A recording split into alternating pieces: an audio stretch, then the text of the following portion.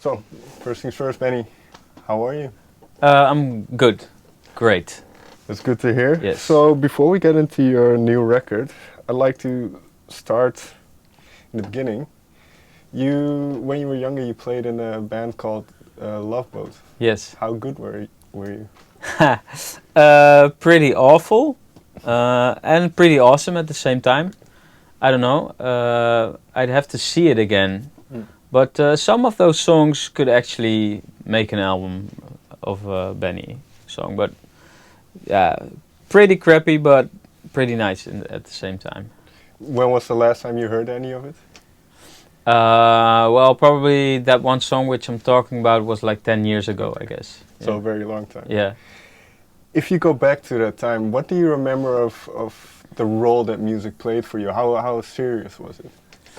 Um, it was pretty. I mean, it wasn't serious, but it was. Yeah, it was a big deal for me.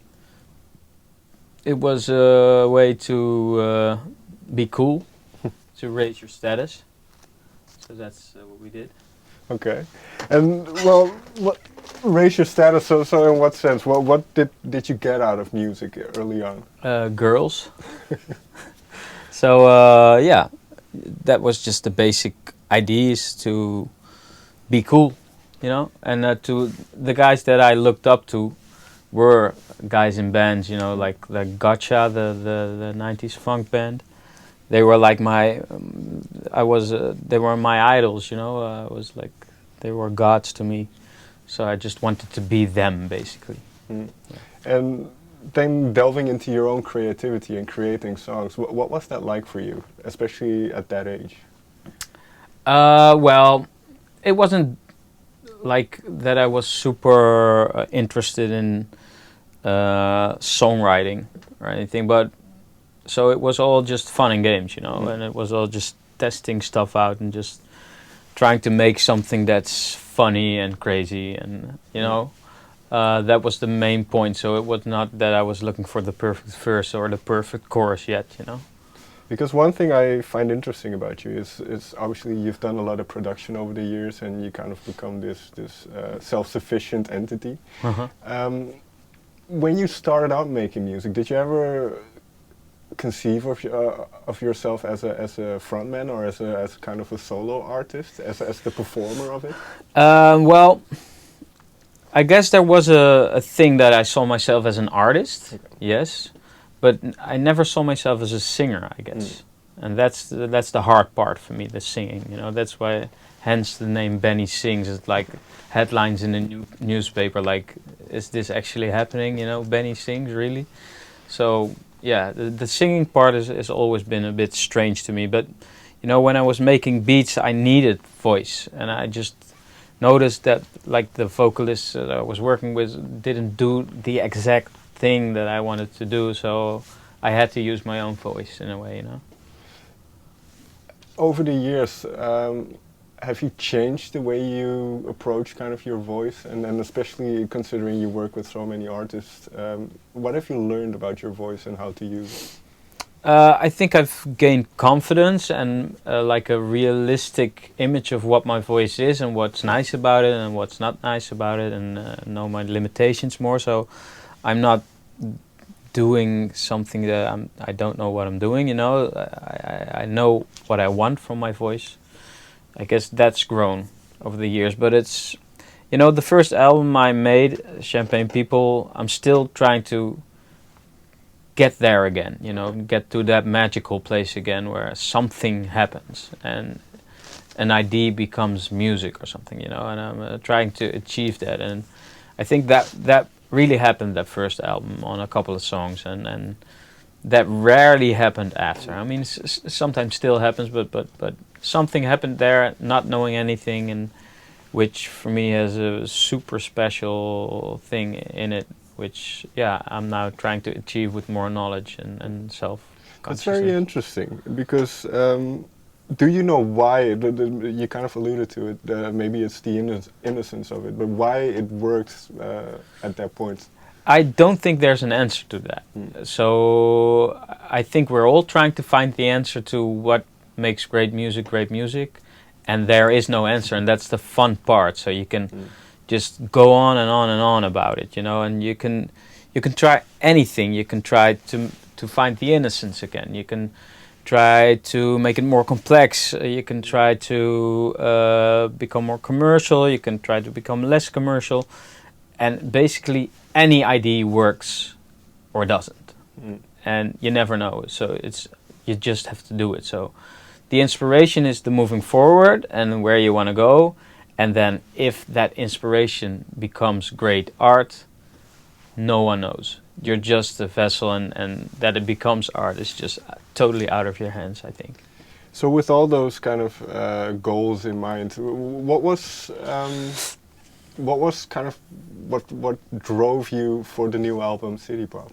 Was there something you were looking for?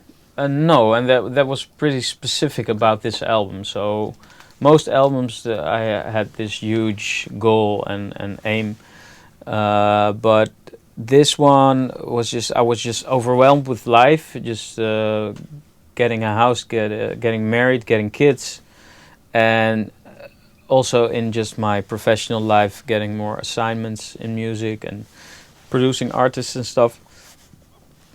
That was just a train that went, and sometimes I just had some inspiration about how does this chord work, or let me try this rhythm out, and then you get some songs. But I was never trying to really make an album or make art in any way, you know. It was just fiddling around. But then at a certain point I had like 7-8 songs, and I thought, hey, this might be something. So maybe the goal was for this album to not have a goal and see what that brings, you know.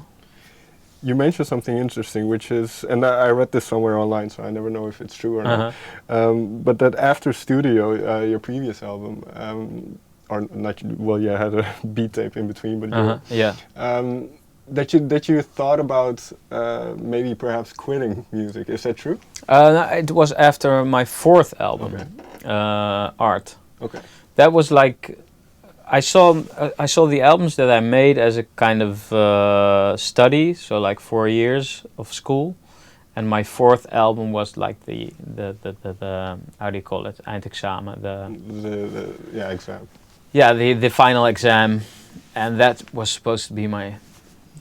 I called it art, you know, very how do you call it, very pretentious and thinking much of yourself, but like to say this is the final work, you know, this is what I've learned. And so I put my heart and soul on that, and just worked on it like very autistic and full focus, and that failed again. Like, I mean, it's a great album, don't get me wrong, but it failed in the sense that it wasn't like a masterpiece. It wasn't like off the wall, Michael Jackson, you know. Then I was just like a sponge that was totally rinsed out. I was just like done, you know, and I thought like, okay, gave it my all. If this is the best I could do, like maybe give it a rest, you know. Yeah, fair enough. Yeah. In that sense, then, because you mentioned kind of life and work kind of being quite busy the last couple of years, and you needing to find time here and there with no specific goal in mind. Mm-hmm. So what was it like songwriting? Are you one of those people that just starts at 9 and until 5 and just works at it? Yeah. I'm totally a 9-to-5 guy. I'm not like a true artist that just fiddles around and takes everything that he sees into his art. No, I'm just it's my work, it's my job, you know. I'm just here every day 9 to 5 just to figure out how it works and how to make relevant music. Again, difficult question, but have you gotten closer to an answer to that question? What is relevant music and what? No, I know a lot more, which is nice. Which makes me less anxious and more confident. But I'm more sure that there is no answer. That the only answer there is just be productive and be don't be scared of failure and just do it, you know, and be ugly and be anything and just see what happens, you know. And I think that's the drive in my case, you know. Of course there are lots of different examples, but for my life and my artistry, the thing is just be productive and fail till the end of time. With that in mind then, what was the first song that you wrote that ended up on City Pop? Because I imagine then a lot of ideas fall by the wayside. What was the first idea that ended on City Pop? Yeah, that kind of got through your list of demands. So so that was the first song on the album, actually, Everything I Know. That was the first song that just got to me again, yeah. Do you remember, we're in your studio now, I'm not sure if you wrote and created it here, but can you kind of describe that feeling, or how do you know that it's going to work? Well, first of all, you never know if it's going to work until it's really finished. Like sometimes you get a feeling that a song really works when you write a chorus and you think this is going to be the best song ever. And when you're done writing it, nothing happens and it's just not a good song, you know. It's really weird the way that works, but then again, when a song works, you almost feel it from the very first kick drum you place at the computer, you know. It's just a flow. It just goes. So I was just fiddling around with some chords. I thought, yeah, nice. And when you feel that it works, everything is very simple. You just put a kick and snare on it and you play it and then you sing along with it, and it just, there's no never an idea of doubt or hesitation or anything. It just goes and it writes itself, basically. That was what happened for this song. I mean, there's a lot of songs that are just the worst, and you're just like half a year just spending on one verse. Those are often the songs that are not the most successful songs, and mostly the successful songs in my case are the ones that you write in a couple of hours. I find that very interesting because looking around you have all these instruments you can play. You have a computer and technology being the way that it is these days. There's so much you can do. Yeah. So, especially like you say, when you know a song is working, do you get random ideas and then throw them away again, or is it just you know exactly what you're doing? I pretty much know exactly what I'm doing. Yeah. So, and I'm not a very adventurous music maker. I just do the basics, you know. I do whatever works, and I don't want to add too much. When you're adding, it's just because you don't feel that you're there yet, which probably means it's not a great thing to begin with, you know. So if the chords work, yeah, what do you need more than just a kick and a bass and a vocal, you know? So it's good to try to keep it simple in a way. Yeah, but that's the hardest part. Yeah, I was gonna imagine. Yeah. When do the lyrics come in then? At the end, you know, really, when I'm like mumbling over a beat and over chords, there's no words yet, but then while mumbling, I try to come up with the main lyric at that point, because when you come up with a lyric that doesn't mean anything yet, it's really hard to get away from that and rewrite it. So I really try to, at that very first thing, try to write a lyric that makes sense. And then mostly after that come the verses and stuff, and you have like a basic idea of the meaning of the song, and you just fiddle around with stuff that you think is associated with that meaning, and you improvise on those words, and then a verse emerges, you know. With this record in particular then, when did the idea of love being somewhat of a central theme come into your mind? Oh, that's almost that's every time the case. What do you? This might sound weird then, but what is so fascinating about love? I think I'm obsessed with it, and I think society is obsessed with it. I think this is the new God, and I think it's not right. You know, it's wrong. It's God doesn't exist. Love probably, I mean, it exists, but it doesn't as well. You know, romantic love is based on a lot of things that are just not right. You know, but then again, we're obsessed with it. Me too. I believe in love. While I don't think there's much there, but it's just like an obsession, and it's like look, life is random, and it's pretty hard to give meaning to. It's all very meaningless and random, and I think for us, love gives us some kind of goal. When I find my true love, everything falls into place, you know, and you just become obsessed with that, you know. It's very. I find it very interesting the way you describe it, because to me, love has always been kind of something irrational, or at least our idea of love is very irrational. Yeah. And it's interesting that you say kind of we have this concept of love which doesn't really is based in reality. No. Yeah. So, well, there's all different kinds of love, obviously, and is there one song lyrically then that was difficult for you to write in terms of the kind of what you wanted to say? Let me think. Because I also wrote a couple lyrics down here and there, well, I don't know what you exactly mean by what's difficult to write, because some songs write themselves, and some songs they're not the songs that have the most interesting story, because they're just difficult to write. So it's mainly just a bunch of words that don't really mean anything, and you can't get them together, you know. That's the hardest part. It's the most fun when you hit on a subject that